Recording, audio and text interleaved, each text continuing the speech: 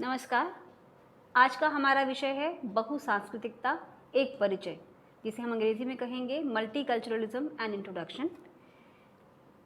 आज के इस सत्र की चर्चा के महत्वपूर्ण बिंदु हैं बहुसांस्कृतिकता क्या है, बहुसांस्कृतिकता या बहुसंस्कृतिवाद की परिभाषा,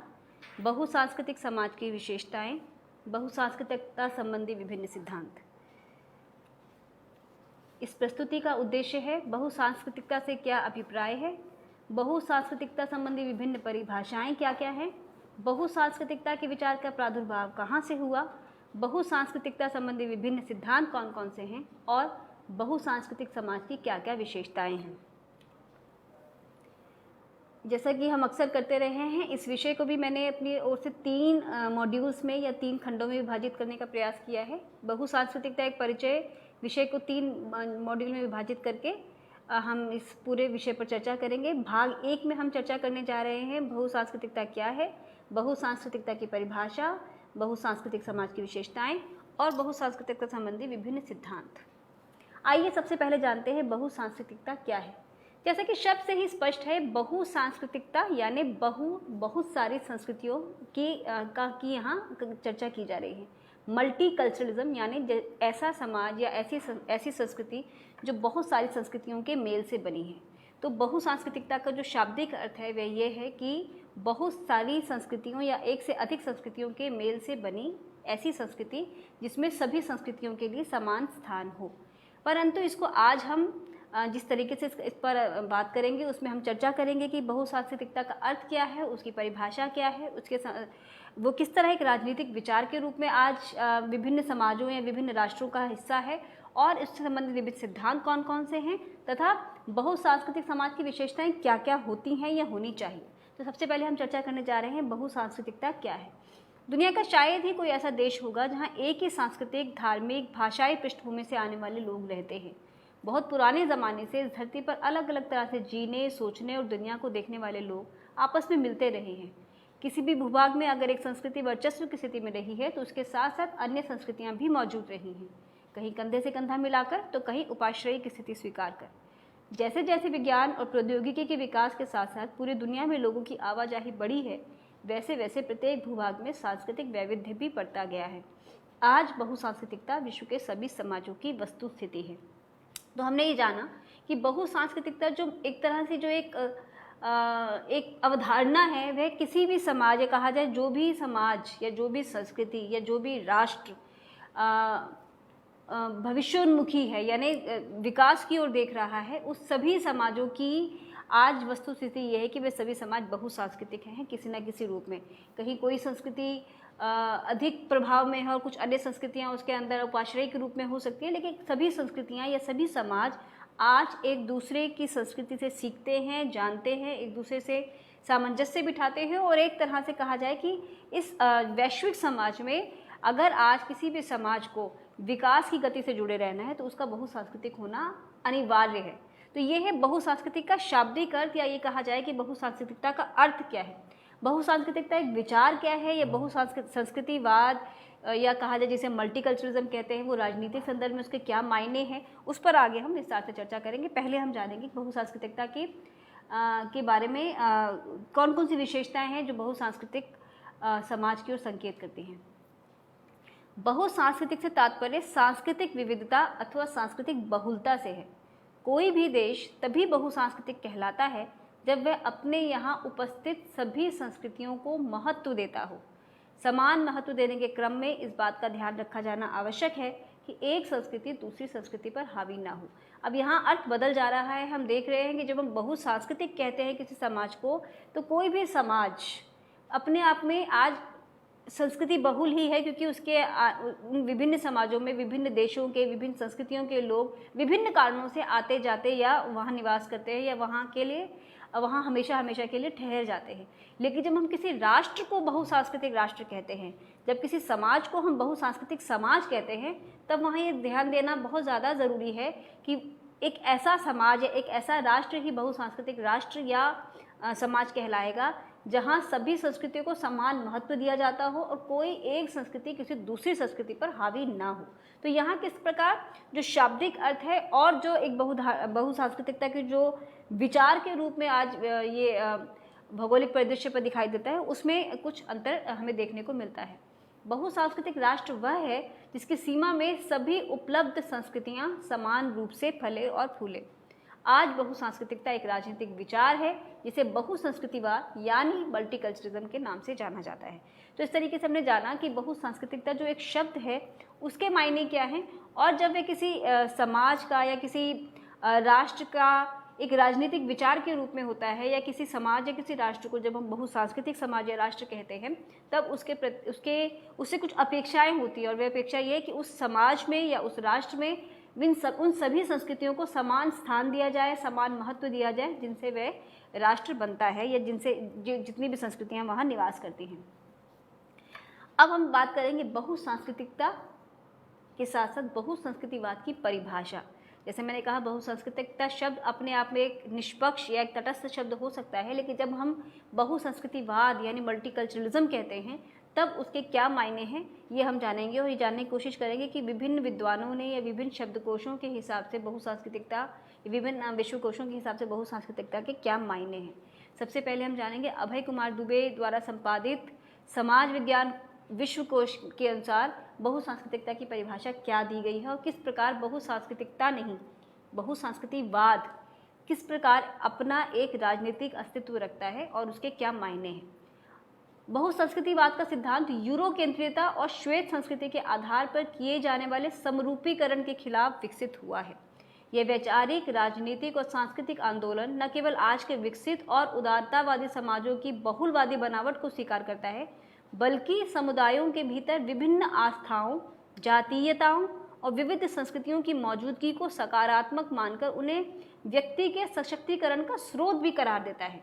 बहुसंस्कृतिवाद मूलतः अमेरिकी परिस्थिति की उपज है। इसका जन्म श्वेत अमेरिकी पहचान के आधार पर रचित अमेरिकीपन की शर्तें बदलने के लिए चले प्रति सांस्कृतिक और मानवाधिकार आंदोलनों के दौरान हुआ। तो जैसा हमने पढ़ा कि बहुसंस्कृतिवाद जो एक अवधारणा के रूप में आज विभिन्न राष्ट्रों द्वारा स्वीकार की गई है, जो एक राजनीतिक विचार के रूप में विभिन्न राष्ट्रों द्वारा की गई है, उसके मायने हैं बहुसांस्कृतिकवाद यूरो केंद्रिता और श्वेत संस्कृति के आधार पर किए जाने वाले समरूपीकरण के खिलाफ विकसित एक ऐसा सिद्धांत है जिसमें समरूपीकरण के बारे में हम आगे भी पढ़ेंगे जब हम मेल्टिंग पॉट थ्योरी के बारे में बात करेंगे कि किस प्रकार किसी राष्ट्र में एक डोमिनेंट कल्चर द्वारा विभिन्न उसके अलावा जो अन्य अल्पसंख्यक कहा जाए जो संस्कृतियां हैं उनका समरूपीकरण करने की जो प्रक्रिया है उसके विरुद्ध ये आंदोलन है, ये इसके विरुद्ध ये एक विचारधारा है जिसके अंतर्गत सभी संस्कृतियों या सभी जातीयताओं को समान रूप से स्थान देना और समान रूप से उनके अधिकारों की चिंता करना। तो किस तरीके से बहुसंस्कृतिवाद अपने आप में एक अवधारणा के रूप में है और इसका विभिन्न राष्ट्रों द्वारा आज पालन किया जा रहा है। बहुसंस्कृतिकता की अन्य परिभाषाओं में जो एक अन्य परिभाषा britannica.com या कहा जाए कि इसमें दी जाती है वो है multiculturalism, the view that cultures, races and ethnicities particularly those of minority groups deserve special acknowledgement of their differences within a dominant political culture। तो ये ब्रिटानिका एनसाइक्लोपीडिया ब्रिटानिका के अनुसार ये परिभाषा है। और दूसरी परिभाषा हम देख रहे हैं जो वो मेरियम वेबस्टर की का जो कोश है उसके अनुसार कल्चरल प्लूरलिज्म और diversity as within a society and organization और an educational institution, a multicultural social state or a doctrine or policy that promotes or advocates such a state with racial and ethnic diversity increasing across the nation.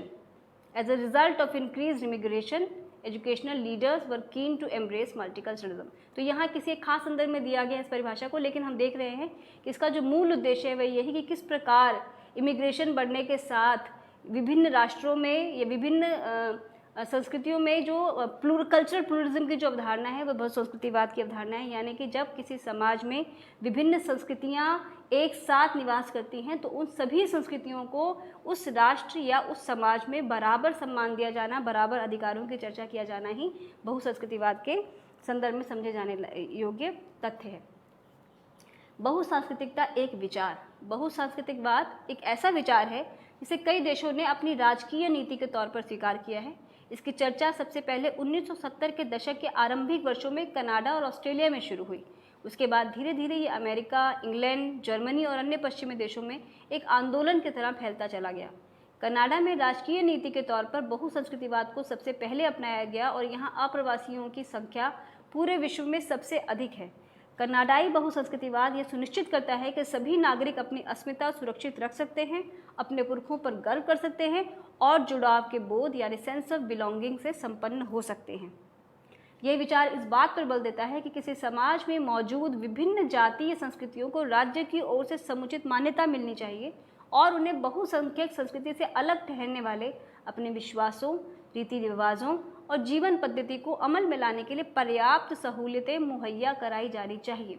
किसी खास जाति या धार्मिक सांस्कृतिक समुदायों के मूल्य को केंद्रीय मानकर उन्हें मान्यता, संरक्षण और प्रोत्साहन देना तथा अन्य को हाशिए पर धकेल देना अनुचित है। ऐसे सभी समूहों को समानता का दर्जा मिले और उन्हें ये महसूस न हो कि न्यायालय से लेकर प्रशासन और व्यवसाय तक, विद्यालयी पाठ्यचर्या से लेकर विभिन्न संस्थाओं तक कहीं भी उनके मूल्यों, मान्यताओं का तिरस्कार या स्थगन हो रहा है। यही बहुसंस्कृतिवाद का बुनियादी सूत्र है।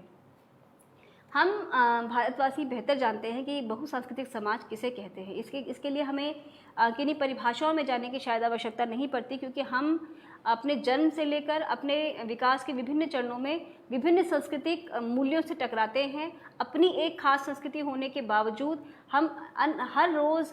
अपनी क्लास में, अपने काम के क्षेत्रों में या अन्य जगहों पर अलग अलग संस्कृति के लोगों से न केवल मिलते हैं बल्कि उनके साथ हमारा अपना एक साहचर्य होता है और उनके साथ एक सौहार्द का एक भाव होता है, जैसे हम विभिन्न संस्कृतियों के साथ बहुत आसानी से घुल मिल जाते हैं और रहते हैं। तो बहुसांस्कृतिकता वास्तव में भारत के लिए या भारत जैसे किसी बहुसांस्कृतिक और बहुभाषिक समाज के लिए कोई नई अवधारणा नहीं है। लेकिन जब हम बहुसांस्कृतिकवाद की बात करते हैं तब वह एक विचार के रूप में मूल रूप से पश्चिमी देशों में इसे विचार के रूप में अपनाया जाने लगा, जहाँ उसके कुछ खास उद्देश्य निर्धारित किए गए, जिसके अंतर्गत किसी राष्ट्र के अंतर्गत रहने वाली विभिन्न संस्कृतियों या विभिन्न जातीय और जातीयताओं या नस्लों को किसी एक संस्कृति या किसी एक का प्रभुत्वशाली संस्कृति के अधीन न रहकर बल्कि समान रूप से उनको समान स्थान दिए जाने की बात की जाने लगी। तो इस तरीके से हम देखते हैं कि बहुसांस्कृतिकता जो एक विचार के रूप में और बहुसंस्कृतिवाद एक राजनीतिक विचार के रूप में किस प्रकार आपस में अंतर रखता है और किस तरह आज पश्चिम के बहुत सारे देश, जैसे हमने चर्चा की कि कनाडा, जर्मनी और अमेरिका जैसे देशों में बहुसंस्कृतिवाद को एक विचार के रूप में अपनाए जाने का प्रयास किया जा रहा है और किस तरीके से वे इसके बारे में हम जब अगले सत्रों में पढ़ेंगे तो हम देखेंगे किस तरह बहुसंस्कृतिवाद के पक्ष और विपक्ष में तर्क दिए गए हैं और किस तरह विभिन्न समाज बहुसंस्कृतिवाद के पक्ष में भी बात करते हैं और बहुसंस्कृतिवाद के विपक्ष में भी कौन कौन से तर्क हैं, ये हम अगले सत्र में चर्चा करेंगे। लेकिन पहले हम इस सत्र में जानने का प्रयास करेंगे कि बहुसांस्कृतिक समाज की विशेषताएं क्या हैं और बहुसांस्कृतिकवाद के जो विभिन्न सिद्धांत हैं वो किस ओर संकेत करते हैं या किस प्रकार एक बहुसांस्कृतिक समाज का निर्माण होता है। तो हम जानेंगे बहुसांस्कृतिक समाज की विशेषताएं क्या हैं और हम जानते हैं कि सभी जो बहुसांस्कृतिक समाज की जो विशेषताएं हैं वो किस प्रकार हमारे अपने समाज, हमारे भारतीय समाज में हमें देखने को मिलती हैं। सभी धर्मों एवं संस्कृतियों को समान अधिकार किसी भी बहुसांस्कृतिक समाज के लिए विशेष रूप से आवश्यक है, क्योंकि आप जब एक ऐसे समाज में रहते हैं जहाँ विभिन्न मान्यताओं, आस्थाओं, धर्मों, संस्कृतियों, जातीयताओं के लोग रहते हों, तो उनके बीच एक तरह का सौहार्द बनाए रखने के लिए बेहद आवश्यक है कि उन सभी के धर्मों, उन सभी की मान्यताओं, आस्थाओं और संस्कारों को समान अधिकार दिया जाए, समान रूप से सम्मान दिया जाए। सभी संस्कृति के लोगों को अपनी संस्कृति, अपनी वेशभूषा, अपना खान पान, अपनी आस्थाएं, व्यवहार आदि का पालन करने की स्वतंत्रता। तो हमारा संविधान, जो भारतीय संविधान है, उसमें सब तरह की व्यवस्था है जिसमें विभिन्न संस्कृति के लोगों को अपनी संस्कृति, वेशभूषा, खान पान, रहन सहन, आस्था, धर्म आदि का पालन करने की या उनका अनुसरण करने की पूरी छूट है। अपने पर्व और त्यौहार आदि मनाने की स्वतंत्रता, सभी भाषाओं में शिक्षा, समाचार, टेलीविज़न कार्यक्रम आदि की प्रस्तुति, विभिन्न अल्पसंख्यक संस्कृतियों की परंपराओं, इतिहास आदि को पाठ्य पुस्तकों आदि में स्थान देना। तो जितने भी बहुसंस्कृतिवाद के सिद्धांत का अनुसरण करने वाले जो राष्ट्र हैं वे प्रयास करते हैं कि इन सभी गुणों का विशेष रूप से ध्यान रखा जाए ताकि उनके समाज में बस रही विभिन्न संस्कृतियाँ उस समाज में बाहर से आने के कारण या वहाँ के मूल निवासी होने के कारण या किसी भी अन्य कारण से अपने आप को वंचित या शोषित महसूस ना करें। वो तभी संभव है जब हम एक ऐसे समाज का निर्माण करें जहाँ सभी संस्कृतियों को समान रूप से अधिकार दिए जाएं, उन्हें उनकी संस्कृतियों को, उनके धर्म, उनकी मान्यताओं और आस्थाओं को समान स्थान दिया जाए और उनकी भाषा, उनके इतिहास आदि का भी साहित्य में या भाषा, साहित्य और इतिहास का भी एक तरह से दस्तावेजीकरण किया जाए और आने वाली नस्लें या आने वाली संस्कृतियाँ भी उन समाजों के इतिहास, साहित्य और भाषा आदि के बारे में न केवल जान सकें बल्कि समृद्ध भी हो सकें। अब हम जानेंगे बहुसांस्कृतिकता संबंधी जो विभिन्न सिद्धांत हैं वे क्या क्या है और किस प्रकार इन दो सिद्धांतों की चर्चा की जाती है, इन सिद्धांतों का पालन कैसे समाजों में किया जाता है और बहुसांस्कृतिकता का वास्तविक, जिस तरह कहा जाए कि एक ऐसा सिद्धांत वह क्या है जिसमें विभिन्न संस्कृतियाँ समान रूप से बच सकती हैं या एक तरह से कहा जाए कि उन्हें समान अधिकार की व्यवस्था हो सकती है। तो बहुसांस्कृतिकता संबंधित दो सिद्धांत विशेष रूप से उल्लेखनीय है, जिसमें पहला है मेल्टिंग पॉट थ्योरी अर्थात समांगीकरण सिद्धांत और दूसरा है सैलेड बॉल थ्योरी, जिसका हम हिंदी अनुवाद सलाद की तश्तरी कह सकते हैं, विविध वर्णीय संस्कृति कह सकते हैं, जहां सैलेड बॉल थ्योरी के अंतर्गत जहां एक साथ कई संस्कृतियां अपने अपने अस्तित्व में न केवल निवास करती हैं बल्कि अपनी संस्कृतियों का, अपनी आस्थाओं और अपने इतिहास आदि का भी अनुसरण कर सकती हैं। तो आइए जानते हैं दोनों बहुसांस्कृतिकता संबंधी जो दो विभिन्न सिद्धांत हैं, ये किस प्रकार इनकी क्या व्याख्या है या इनका क्या अभिप्राय है और किस प्रकार ये हमारे समाज में या जो जितने भी बहुसंस्कृतिवादी जो राष्ट्र हैं जो सांस्कृतिकता को एक राजनीतिक विचार के रूप में अपनाते हैं, वे इन्हें किस तरह देखते हैं। पहली थ्योरी है मेल्टिंग पॉट थ्योरी यानी समांगीकरण सिद्धांत। जब हम अभय कुमार दुबे का जो समाज विश्वकोश हम देखते हैं तो उन्होंने मेल्टिंग पॉट के लिए समांगीकरण सिद्धांत की चर्चा की है और सैलेड बॉल थ्योरी के लिए उन्होंने सलाद की तश्तरी शब्द का इस्तेमाल किया और उसकी व्याख्या की है, पर हम इसी संदर्भ में से समझेंगे और उसका जो मूल शब्द है मेल्टिंग पॉट उसकी भी हम चर्चा करेंगे। मेल्टिंग पॉट अर्थात समांगीकरण सिद्धांत मूलतः एक सांस्कृतिक समाज की ओर संकेत करता है। यदि हम इन दोनों शब्दों की व्युत्पत्ति में जाएं या इन शब्दों के जो शाब्दिक अर्थ हैं उसमें यदि हम जाएं तो हम समझ सकते हैं कि मेल्टिंग पॉट एक ऐसा पॉट या एक ऐसा बर्तन जिसके अंदर हम भिन्न चीज़ें डालें और वो सभी की सभी चीज़ें गलकर या कहा जाए कि सभी की सभी चीज़ें अपना अस्तित्व